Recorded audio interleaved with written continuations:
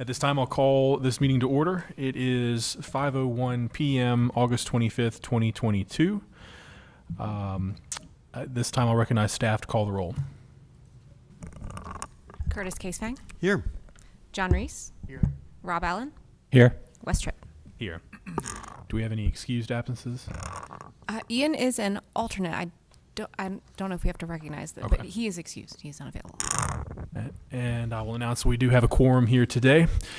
Welcome, everyone. This is the August 2022 meeting of the Raleigh Historic Development Commission's Certificate of Appropriateness Committee.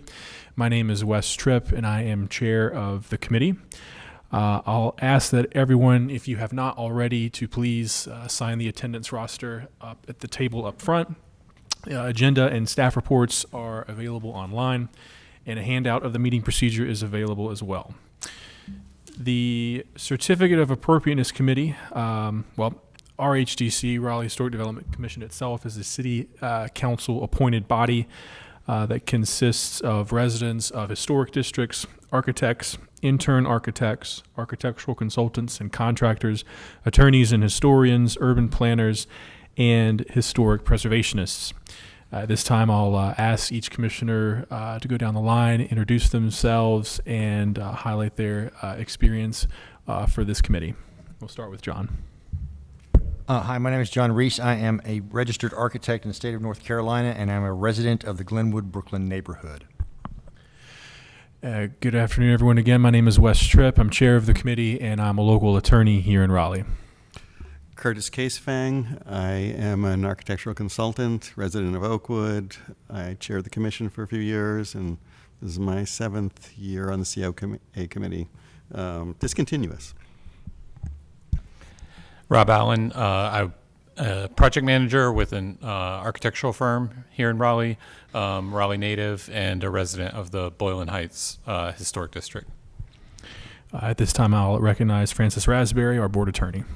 Yes, I'm Francis Raspberry. I'm an attorney with a Raleigh law firm, and I'm legal counsel to the Certificate of Appropriateness Committee.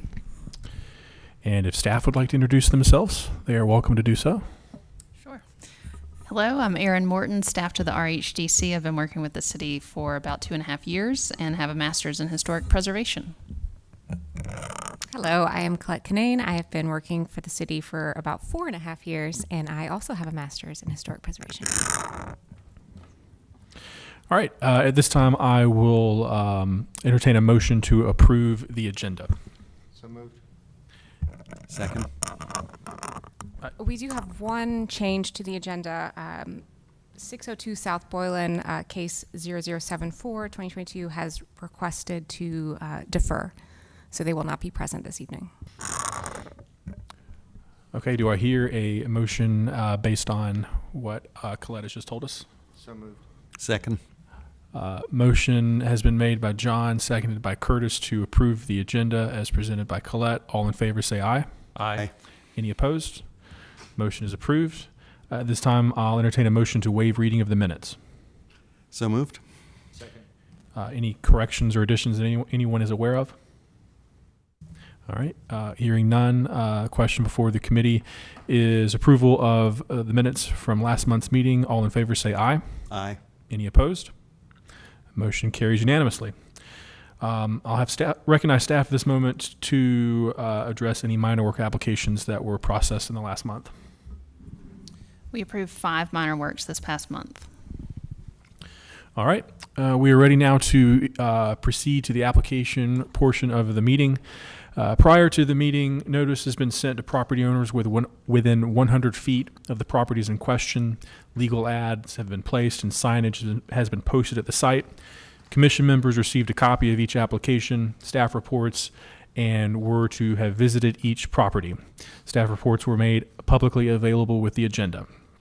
North Carolina law provides that major work applications must be approved in an evidentiary hearing and that persons have an opportunity to address an application if they desire. We're now ready to conduct the evidentiary hearing phase of the meeting. Evidentiary hearings are conducted in a quasi-judicial format. During the hearing, we receive evidence to determine that proposed changes are not incongruous with the special character of the district or the historic property. We review this evidence against guidelines referenced in the city ordinance before issuing a certificate. Each application is heard in the same way as listed in the meeting procedure handout. The quasi-judicial format of the hearing requires that we be impartial. The written staff reports are evidence presented just as any other evidence and were made available to us, the applicants, and the public at the same time. If any of us have had reason to discuss the specific details of an application before today, we will ask to be excused from hearing that application. There is no time limit on testimony, but repetition is discouraged. Because of the quasi-judicial format of our hearings, that is, that each commission member hears evidence and then judges whether the change is not incongruous, we are required by North Carolina law to affirm or swear persons that speak before the commission and offer evidence. Speakers will be affirmed at the beginning of each case. Although oath or affirmation forms have been signed previously, all speakers will be sworn or affirmed at the beginning of each case. At this time, I will recognize staff for them to be affirmed. So for Aaron and Coletta, will you all be presenting on staff presentations today? Okay. Each of you raise your right hand. Do you solemnly swear or affirm that the testimony you are about to give on the matters on today's agenda is the truth, the whole truth, and nothing but the truth? I do. I do. All right, first up is COA 00392022 1011 Oberlin Road. Is there any member of the committee that has an interest in this matter or otherwise feels that they cannot be impartial or fair in hearing this case? So, Wes, we should have mentioned this when we amended the agenda as well. This applicant is also asked to defer until next month. Oh, Okay. All right. okay. Apologies. I move to defer the application. Do we need to go through? Second. Do we need to do a formal? I think as long as you just, without objection, say that the agenda will be amended in accordance with the motion that just carried. Without objection, today's agenda note for deferring 1011 Oberlin Road application, the application will be deferred without objection. Hearing none. The agenda has been amended to note the deferral of 1011 Oberlin Road application. All right, so 602 South Boylan has been deferred as well. So moving on to COA 00872022 319 South Blunt Street. Is there any member of the committee that has an interest in this matter or otherwise feels they cannot be impartial or fair in this hearing? First, are the applicants here? They are? Okay, great, awesome. Is there any member of the committee who feels they have a conflict or anything that needs to be brought up?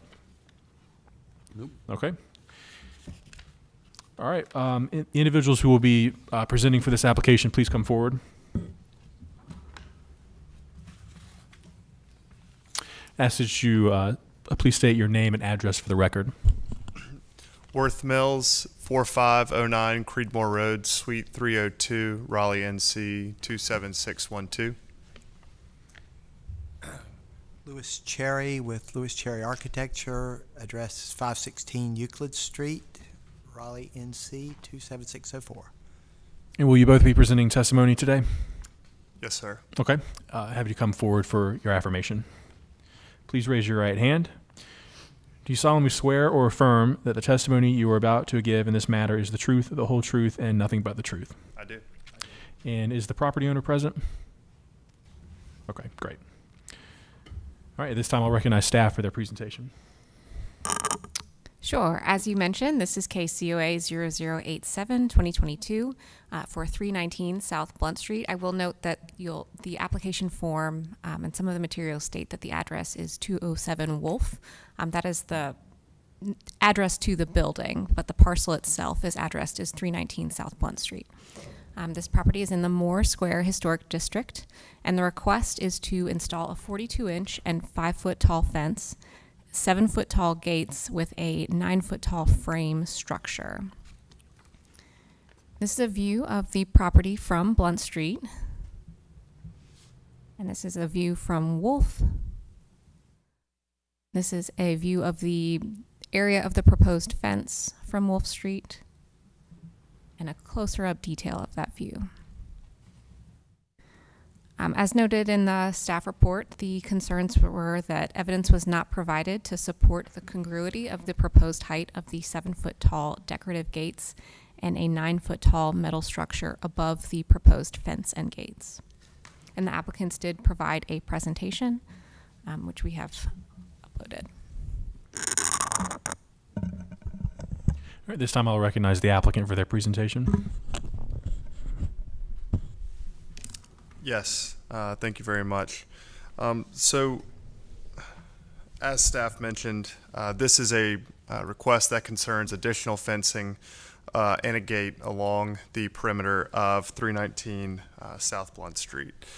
And I will try to keep this brief since a lot of this was just covered in staff's presentation. But 319 South Blunt Street is within the Raleigh City Market, and it's at the corner of South Blunt Street and Wolf Street, and within the Moore Square National Register District. Here, the street view along South Blunt Street, you can see the existing fencing along the property's perimeter. This fencing was installed via COA cases 1-19 and COA-69-20. This is another view from Wolf Street, more of that existing fencing. Note in the background here, this gate and supporting structure, which is similar to the type of structure that we're proposing to install, let's see, right in this area here, as staff mentioned as well. Just a close-up view of that existing fence. It is wrought iron, and the proposed fence is planned to match that existing style. This is a closer-up view of the gate and the supporting structure that I shown in the previous slide that was in the background. Note the decorative style on the gate, as well as that metal structure directly above the gate itself. Again, this is congruous with what the applicant is proposing to install closer up along Wolf Street. I will turn it over now to Lewis Cherry with Lewis Cherry Architecture to go through in further detail what the designs of that gate and fence are. Thank you.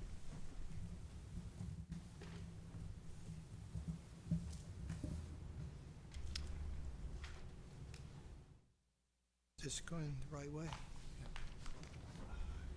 Yeah.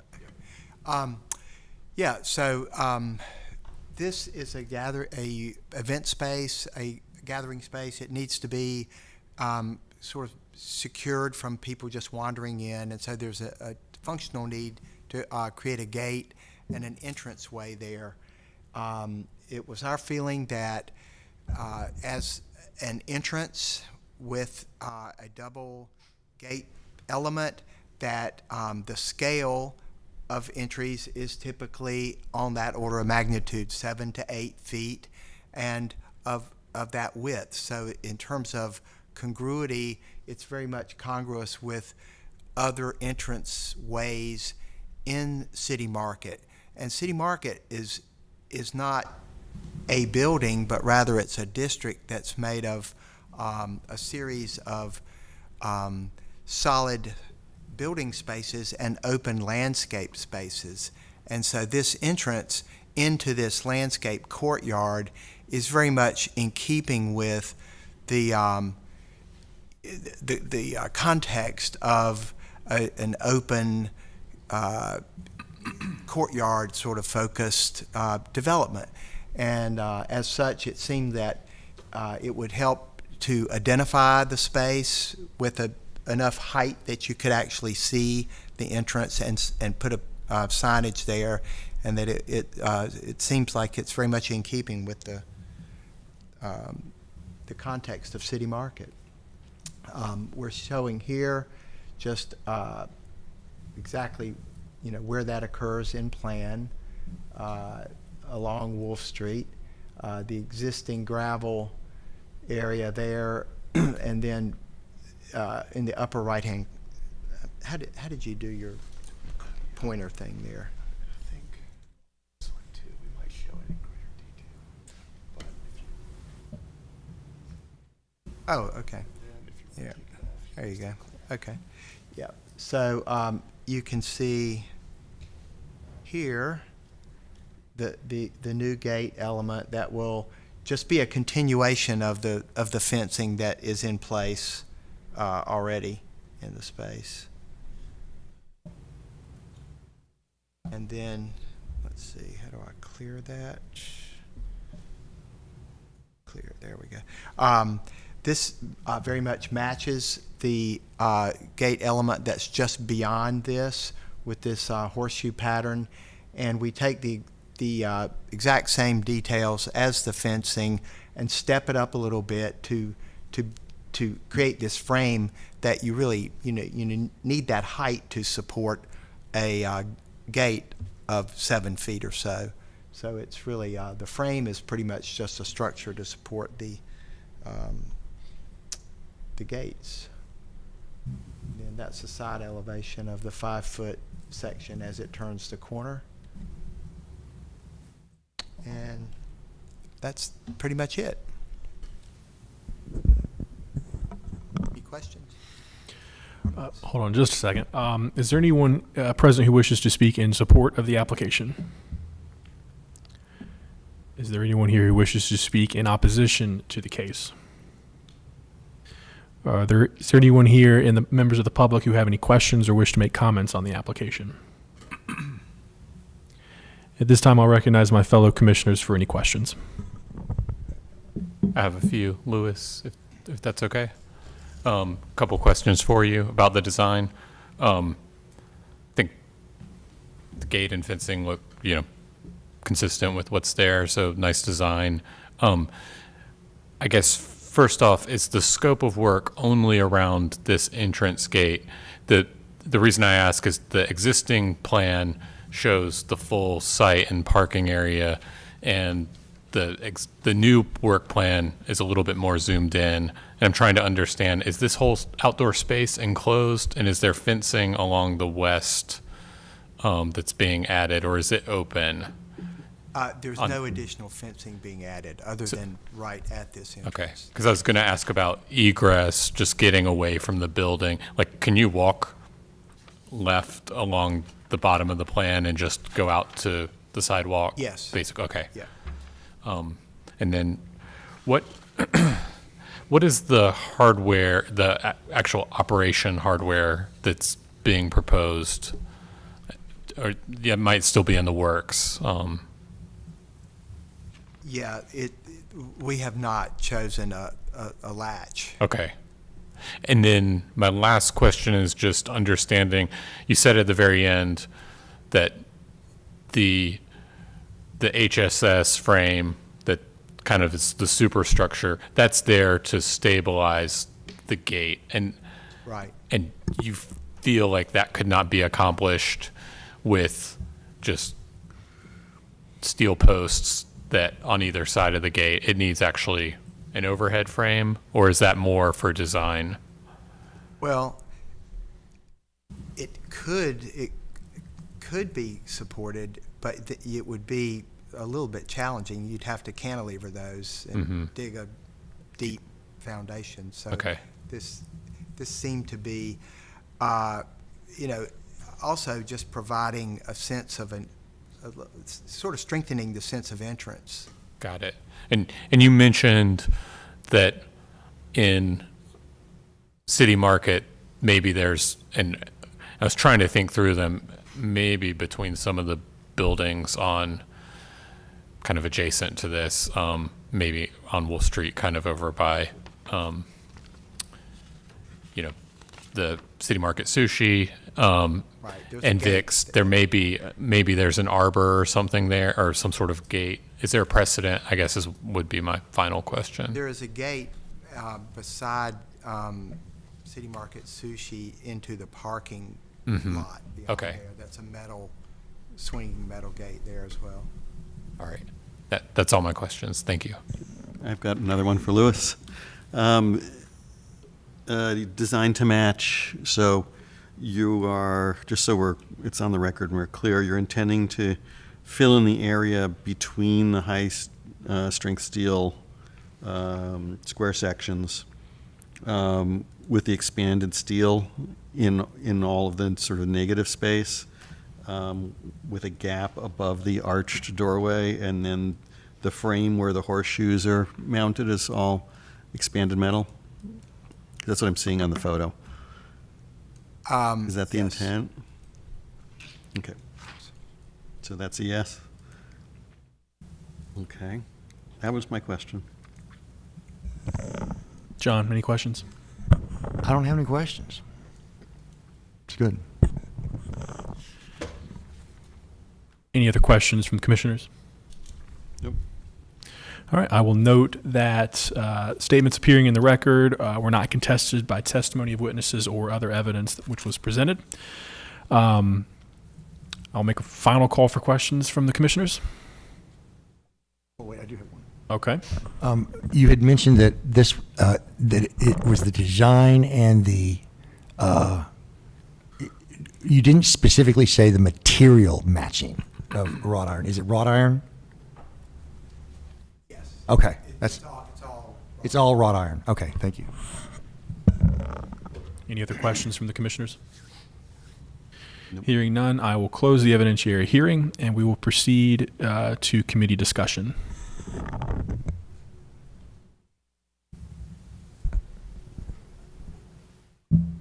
To me, it's a bit of a no-brainer. Yeah. I think we want to add the third condition that we have a submission of the latching hardware selected, but other than that, I'd say it's not incongruous. Agreed. Would you like to make that motion, Curtis? Sure.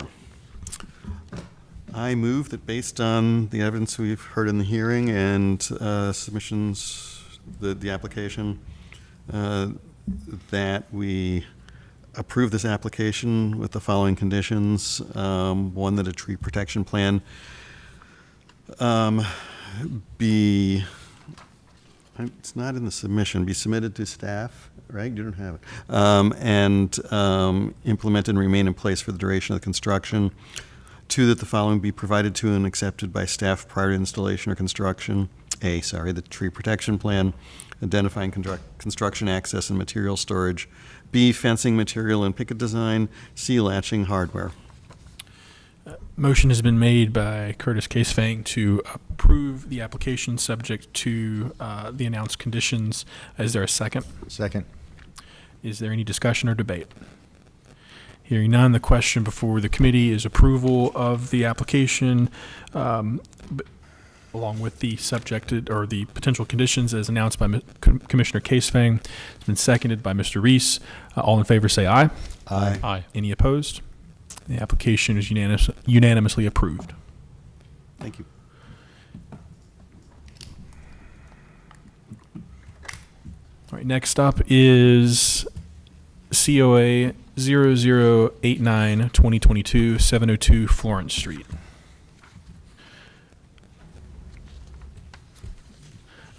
Yes, please come forward. Is there any member of the committee who has an interest in this matter or otherwise feels that they cannot be impartial or fair in the hearing of this case? All right. Would you please introduce yourself to the committee and announce your name and address, please? Sure. My name's Jeff Shepard, 702 Florence Street, and I am the owner of the property. Great. I assume you will be presenting the application today? Yes, I can present the application. Great. So we'll go ahead and move forward with affirming you. Just please raise your right hand. Do you solemnly swear or affirm that the testimony you are about to give in this matter is the truth, the whole truth, and nothing but the truth? I do. All right. At this time, I'll recognize staff for their presentation. Sure. So as you mentioned, this is case COA 0089-2022 for 702 Florence Street. It is located in the Boylan Heights Historic District, which is a general HOD. The nature of the request is to construct a one-story rear addition with side entry and screened porch, alter the front entry, construct a new front porch, remove rear deck, remove shed, construct new shed, remove tree, remove fence, and install fence. And you can see the property here. It's mid-block-ish. This is a view of the property from Florence Street. And this is a step forward into the foot of that driveway, looking at the property. From the south side of the yard, looking at the property. This is the north facade at the top of the driveway. A view of the west facade. And again, the rear yard. And staff concerns were that the built area and mass calculations were not provided for well-related buildings. And then just generally, material specifications and details, including windows and doors, were not provided. At this time, I'll recognize the applicant to make their presentation. Sure, and I'm not exactly sure how much detail to go into, but I'm happy to answer questions as we go through this or after I'm done. But in general, the purpose of the addition that we want to construct here, we have two children and a dog at home, and we really just need more space. We've got quite the large backyard, and we want to expand into that backyard space, but still staying within kind of, from the front, kind of a hidden view for the addition in the back. The front porch is something that I've always felt strongly about as being a defining characteristic of houses in the Boylan Heights neighborhood. We are one of the few houses that do not have a traditional style front porch, so it is something that we were looking to add. We really feel like it'll bring a lot of value to the character of the building. I think staff did maybe note, or it noted in the report, that the building itself is not a contributing structure to the neighborhood of Boylan Heights. As far as I know, it was built in the 40s, and it has had an addition in the past. I think you noted the COA number. I do not have that off the top of my hand, or off the top of my head. But there was an addition. It originally was a 2-bedroom, 1-bathroom structure. There was an addition off the back in the mid 2010s, I think. That's like 2012, I think, actually, somewhere around there. They went back. So we're really just proposing to do something similar with the addition of the side entrance to the property as well. That's to help access a mudroom, as well as to access the rear living area of the house. Whole thing staying single family. The rear shed in the back, the purpose of moving that is based on the addition of the screened-in porch on the back left of the house. It's to maximize the space of the backyard, the square footage of the backyard, without having any odd shapes back there. So that was really the purpose of that. The removal of the winged elm, we did submit a tree protection plan and an arborist note. It's actually visible in this picture right here. It's kind of the second one to the left there. It is not of good form. We have the arborist note for that. We also just, we wanted to be mindful as we're moving a shed over there, that we're staying clear of any critical root zones, and that's definitely, the tree is not favorable. It is, I believe, on the property line of the house next door. We've been in talks with them about the removal of it as well, and they're on board with that. Just to the note of the staff about the windows and doors not having been fully decided yet. We do plan on keeping within the character of the neighborhood. We do plan on adding there'd be the double hung windows. We don't have exact details on which ones we would be doing, but we would definitely be amenable to submitting those to staff if needed for approval. Same with the doors, as well as the siding of the house. It's our intention to keep a similar siding. Right now it's the cement fiberboard siding. I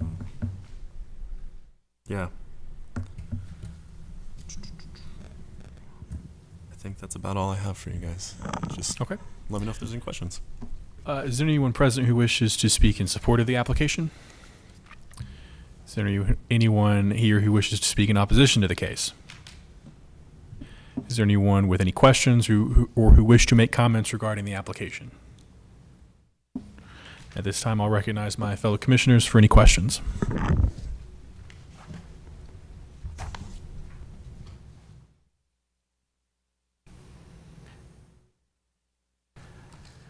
I've always got a few questions. So it's a really good application. You know, all the Mauer applications seem to be well put together.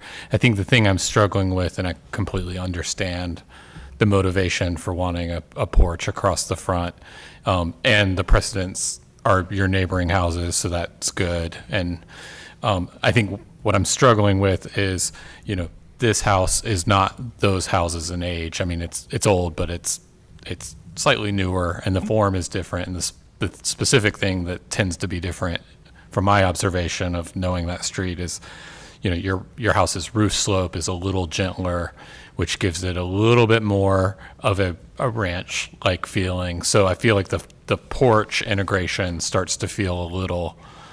I'm struggling with that because it feels a little more additive than maybe the precedents, if that makes sense. It's just the way it engages the house is I'm having a hard time with. So I was wondering, were any other roof forms studied for the porch? Yes. So we did look at one of the other houses that's on the street as well, where it's you bring the living space forward and you have the kind of recessed like entryway that still provides like the half size front porch. I don't know the technical term. Maybe a gable. Yeah.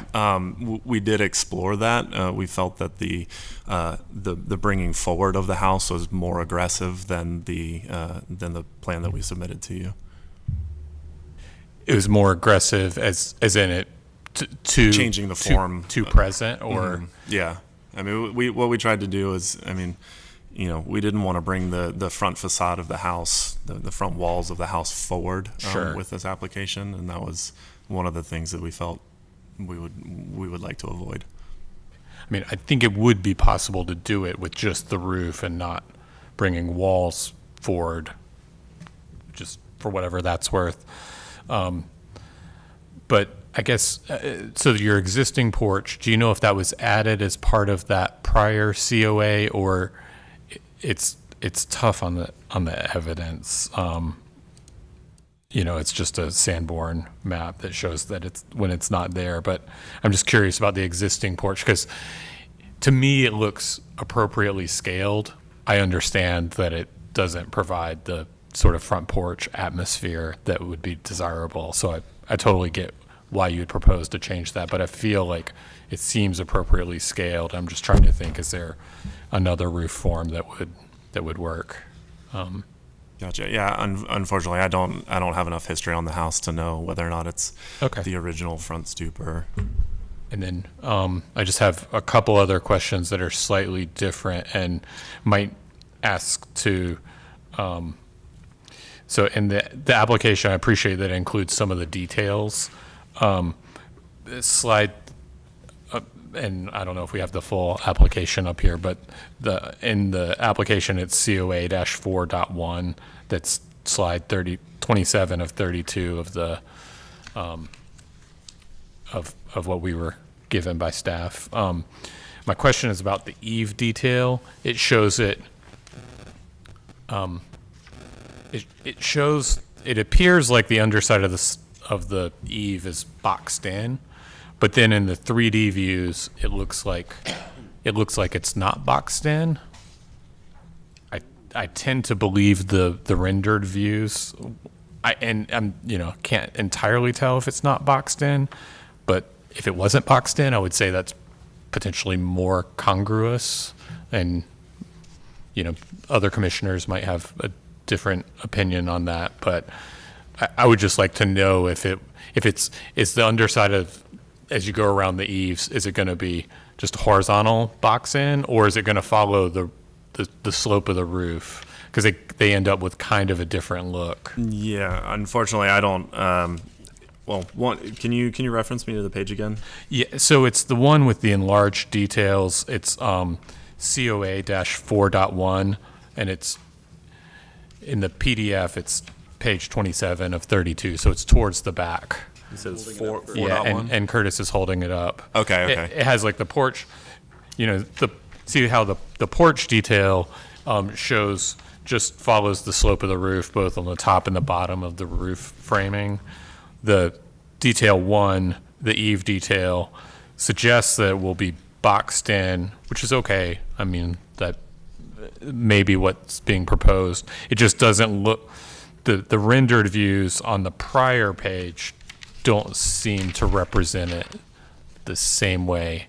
Yeah, and it looks like there is some boxed in siding existing in these photos and on what's on the screen now. And I guess I'm just trying to follow, is it gonna match what we see today, or because the renderings look to me to maybe not be that way. And I would kind of add to that. Yeah. Looking at sheet 2.2, building elevation 1, it would appear that the porch detail is what's present on the body of the mudroom and other areas of the house. Mm-hmm. And it's really a little uncertain what's happening on the proposed elevation on the body of the house on either side of the porch. Yeah, and I know this is a detail thing, but to me, what's proposed looks much more congruous than the box in that's on the image on the screen today, Curtis. Mm-hmm. And I'm sorry, I know we're supposed to be talking with the applicant, so that I would just like to have clarification on that. I have spent enough time drafting to know that sometimes it, the way things are represented, line drawings is not exactly the same as how they get constructed, but the proposed view looks appropriate in the elevations, but it's slightly different in the eave detail that follows it. Okay. Yeah, I would have to follow up with the architecture firm. That's fine. Yep. I don't have any other comments or questions. As I'm looking at the elevation in the pictures, it looks like the existing house is a boxed-in condition. So, and you're saying, and I guess the question is, when you go through the renovation, are you going to change the existing boxing to be an open rafter condition to match with the proposed detail that we see in the porch? I see. Yeah. I would imagine that we would keep it as similar to how it's constructed now with the. Well, then that would be a different detail on your porch than what you're showing right now. I see. Yeah. Honestly, I couldn't tell you the. And what I think Rob is talking about is we are looking at this as more congruous when it's an open rafter detail, not the boxed in one that you have right now. Okay. And because you're adding so much to the existing house, you'll have God forbid you do it both ways. I don't think we plan on doing that. But I think there's some clarification that we need before we understand, or we can, discuss it as conditions or something like that. Sure. So just so that I'm aware, so that I'm certain exactly what you're talking about is you're saying that what's on the actual 3D renderings is what you would imagine would be more congruous with the neighborhood characteristics versus what's actually shown on the eave details doesn't appear to be that same styling. Is that right? That's a correct statement. Yeah. And I think the elevations also show it accurately, and I think that's where I was picking up on it from. So renderings can be misleading, but the elevations are very clear that show it not boxed in. And yes, I would agree that the proposed elevations feel more congruous. Yeah.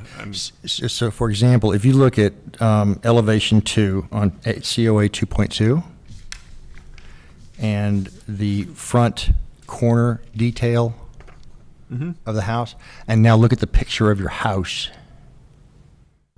Yep. Those I are see. two different looks. Yeah. And that's the existing condition that you're proposing to somewhat keep, but the drawing says you're not going to keep it. I see. Yeah. So from what I can see, is it looks like it's partially boxed in underneath with an overhang on the two sides. It's hard to read. It's hard to read because what they're doing is showing a shadow line in the drawing, and one could interpret it either way, that it's a boxed eave or that the line you're seeing below the eave at the edge of the house is a continuation of the beam on the porch. So I think there's a little clarity we need to get, that's all. Yeah.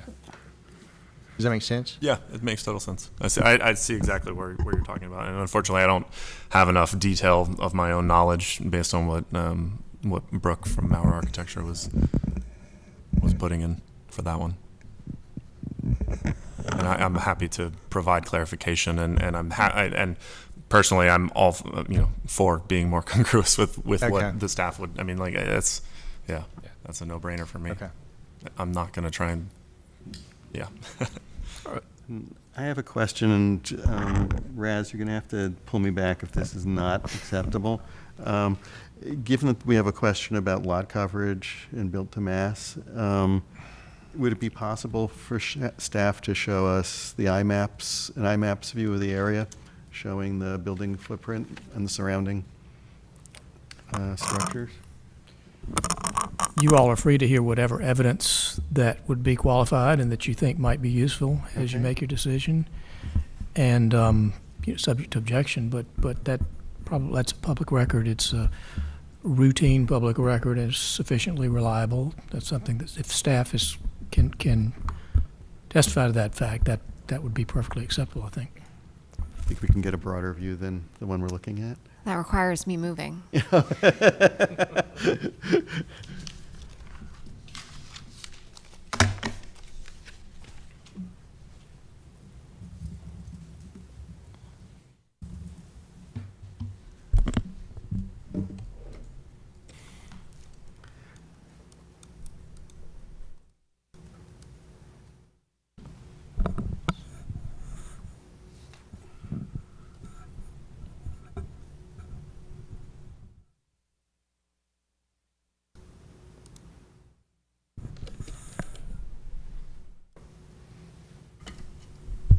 This is far too easy right now. I'm very suspicious. I know, doesn't that just, I'm thinking the same thing. How did she do that so quick? How far would you like me to? Just a little further. Okay. Because that gives us context in terms of lot coverage relative to the other structures. And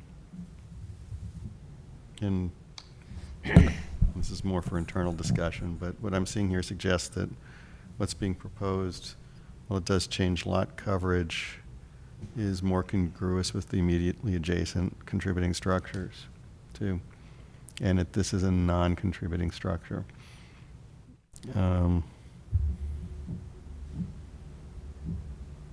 Looking across the street in particular. And I will also add the footprints layer is not always entirely up to date. I don't know what the date of this is, but I know that there have been additions approved, definitely along South Boylan in the past few years, for sure. and the building alignments tend to be a little questionable too, but close enough for government. I was going to make that comment as well, Yeah. Curtis. This is a fairly crude depiction. It's certainly not a survey, and it's. Yeah. I would just say probably ought to exercise caution in relying on the accuracy of that I would think of shadow footprint on the lot. I would think of it as a relative projection with a lot of amount of error stuffed into it. So, okay. That's it for me. Are there any additional questions from the commissioners? I got one for you. Would it be acceptable to you that if we approved with a condition that said that eve detail 4.1/1 be corrected to match the detail depicted on sheet 2.2, elevation 2? Yes. Okay. Great. I also have a question. Are the existing windows wood? Yes. Is that what you're proposing for the new addition? Yes. Okay. It's to keep as close to similar Original as as possible. possible. Okay. And you said the house you thought was built in the 40s. Yeah. It makes me think that it's like during World War II housing at some level. Yeah, it's definitely it's definitely not the most character-driven house in the neighborhood. Mm-hmm. Okay. I don't have any other questions. Rob, any more questions? Nope. Okay. I will note for the record that the statements appearing in the record were not contested by testimony of witnesses or other evidence which was presented. And at this time, I'll close the evidentiary hearing and recognize my fellow commissioners for discussion. Rob? Yep. I appreciate your design thought about the porch roof. Here's my take. They've basically sloped the house with the roof, with the porch roof, in my opinion, because it's such a large expanse. I think they did the smart thing by doing that, because it basically brings the house more in congruity with the rest of the neighborhood than it was prior to, in some regards. And because they could have just done a little stub flat back almost, that was more sloped in, but I think that they were really thinking about trying to make the porch make the house come into the neighborhood through the porch, if that makes sense. Yeah, Sure. That was kind of my impression, Okay. too. Yeah. I do appreciate your observation, because it's a hard one. What do you do with a sort of post-war Oh, yeah. and in that context? But I think they've done a good job in terms of keeping things not incongruous. Yeah, and I guess, when I was saying I was struggling, I think it's especially in like Boylan Heights, where things were largely developed in a relatively small amount of time, even 10 years after the majority of housing was built, the details started to change. Roof Right. slopes started to change, ceiling, they started to get some economy, Yep. like ceiling heights come Right. down a little bit. And Right. so I was also struggling with, well, are we trying to make a house that isn't craftsman style Into craftsman style, yeah. where it's a bit of an embellishment? Right. And I think that's where I was having I some- understand. I get that. I get that I was- 100%. Tension in every review. I was trying to follow my guidelines moral compass there. Yeah. Well, I think I would have more of an issue with it if the house was contributing on that basis, that slope Right. was part of that, that the slope was contributing to the contribution of it being a contribution, for lack of a better term. But I think that, that really doesn't bother me that much. And to address the issue of the density, I think the IMAP thing is somewhat helpful, but I think that there are so many changes that are going on in this neighborhood and such that most every house in this neighborhood is at some point in time going to be added on to in the back at some point. Yeah. And I think that honestly, the lot is deep enough. It doesn't seem like it's so overly aggressive that it is eating up every bit of space that's left over.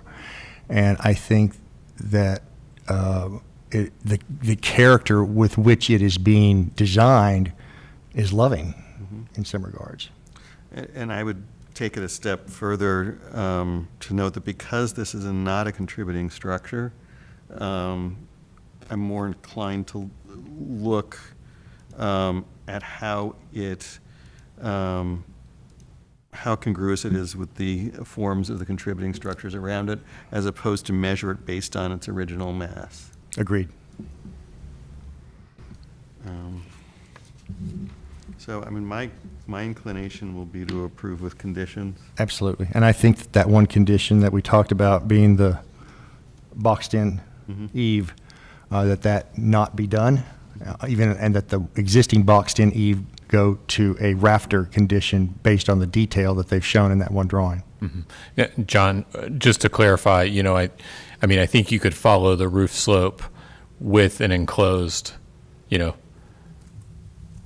by boxing in the underside of the rafter tails and just have follow the slope, or have an exposed rafter. You could sort of, without having a totally boxed in horizontally, still enclose that. I mean, that is. Oh, exactly. Yes. But So I guess I just wanted to see if you had an opinion on that.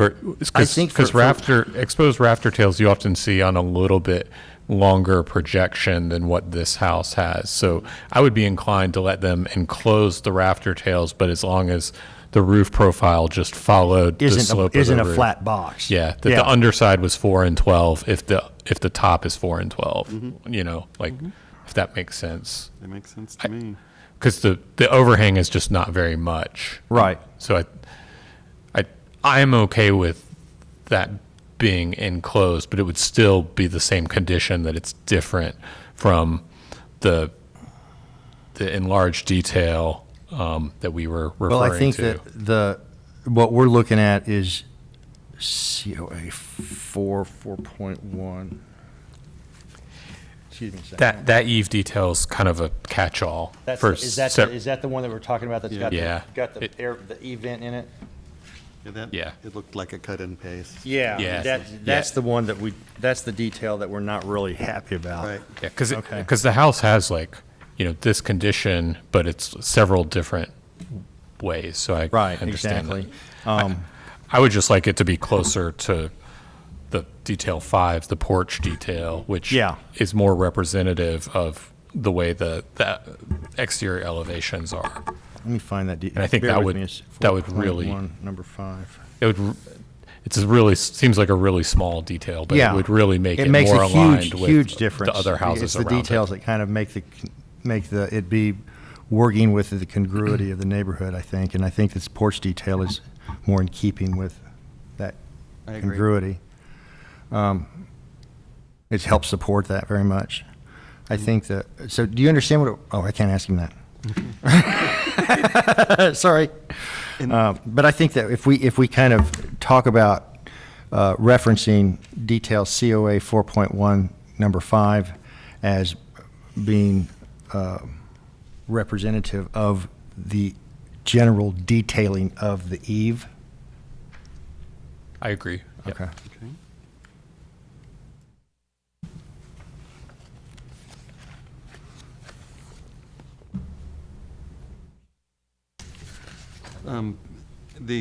We did have a question to the applicant about the material of the wood. I noted on one of the plans, the proposed elevations, they do note that the windows are double hung wood. Okay. Oh, I'm sorry. I didn't miss that part. It's buried in there. Okay. Thank you. It was buried in there. I couldn't have found it on the fly myself. So. Okay. But other than that, I'm good. Yeah. No, I think it's a very again, I think this is a love. It's being given some love a little bit. Mm-hmm. Yep.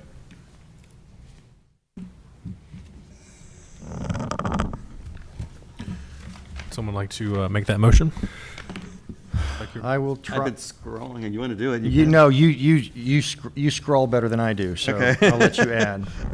I move that based on information presented in the application and during the hearing, we approve this application with the following conditions. 1, that the fiber cement or composite trim be painted and installed with the smooth side facing out. 2, that the following be provided to and accepted by staff prior to issuance of the blue card. Manufacturer's window specifications in section, manufacturer's door specifications in section. 3, that the following be provided to and accepted by staff prior to installation or construction. A, screen porch construction details. B, schedule and manufacturer's samples for paint if changing the color. C, asphalt roof specifications including color. D, HVAC location and screening if changing. E, gutters and downspout specifications. F, exterior lighting specifications and location, if any. G, shed trim material details and siding material and reveal. And 4, that the eave detail 4.1, on sheet 4.1, detail 1, be revised to match the detail shown 4.1, detail 5, and 2.2, elevation 2, where the eave follows the roof slope, with this revised detail to be submitted to and approved by staff prior to issuance of the blue card. Motion has been made to approve the application subject to the announced conditions. Is there a second? Second. Any discussion on the motion? Hearing none, the question before the committee is approval of the application subject to the announced conditions. All in favor, please say aye. Aye. Aye. Any opposed? The application is approved unanimously. Thank you very much for your application. The final vote of approval will occur at next month's meeting when we approve the minutes from this meeting, and then official notification will be sent to you at that time. All right. Thank you. All right. Is there any committee discussion or news or announcements that need to be made? Hearing none? I don't have any. Next month, we'll hopefully have 2 new members to join you. Oh, Awesome. lovely. That's a big one. All right. Hearing none? Hearing none other? None other? No more? Hearing nothing else. That sounds better. This meeting is adjourned.